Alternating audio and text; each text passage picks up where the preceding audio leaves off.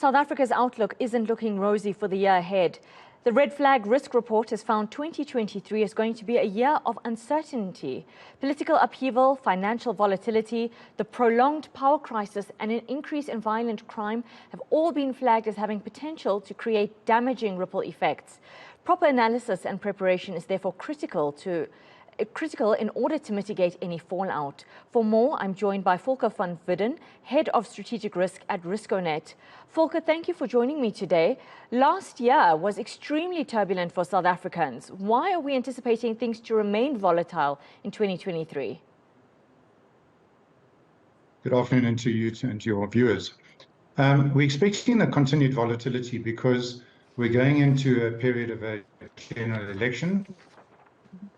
There are obvious areas of instability in the ruling party. New political parties are being formed. There are growing concerns about the ability of the large metros to deliver services. And we have the ongoing difficulties of power and water and similar service delivery issues. So if you look at that context and say, well, the overarching element then goes towards poverty, inequality and the like. If we continue down this environment where there are policy and let's say political framework instabilities, that doesn't bode well for raising the level of execution in the areas that we need to build services in South Africa. So what does this unexpected uncertainty mean for South Africans? Does it mean that, like you mentioned, poverty, that is just further exacerbated? Yeah, unfortunately, until something is done about it. Now, I mean, many people have got good opinions and good ideas about it, and so we are not saying that, you know, there's a better idea. The execution about this is important. So, you know, there are ways, for example, in which metros and other power consumers and producers can produce more power immediately right under their own environment if we free up the regulation. We can harvest more rainwater immediately in our environment and make it more available. There are easier ways of creating employment without the difficulties of our employment legislation. So I think there are a lot of things that can be done, and the difficulty with uncertainty is people tend to invest less.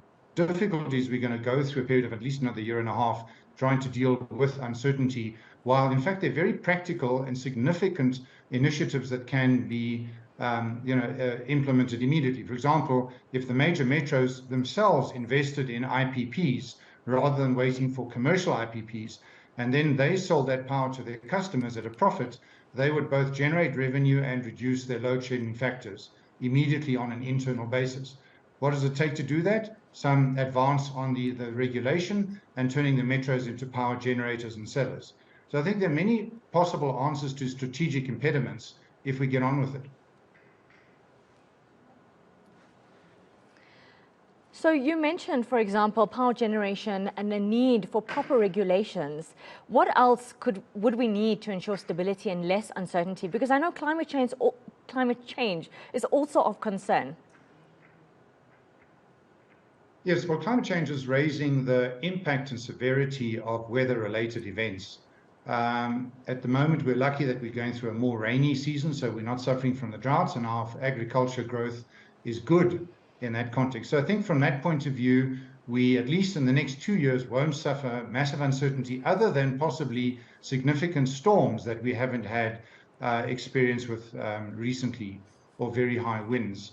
But I think the point about not increasing regulation, but making regulation more applicable to immediate and strategic fixes where we need it. So it could be that we create water harvesting areas in city or suburban or other areas that help the farmers, instead of trying to pipe water hundreds of kilometers from our traditional sources. Similarly, and repeating, if we create solar farms and wind farms much closer to the city centers, wherever there's open land that's not being used for housing, that would then create almost like a toll treatment environment where if you offered corporates the opportunity to not have load shedding if they bought the power from the solar farm, I think many corporates would be happy to do so. We've had many stories of major factories having to close down under load shedding because they can't run their factories on diesel. But if you put a massive solar farm up that was reliable, they at least run their factories during the day.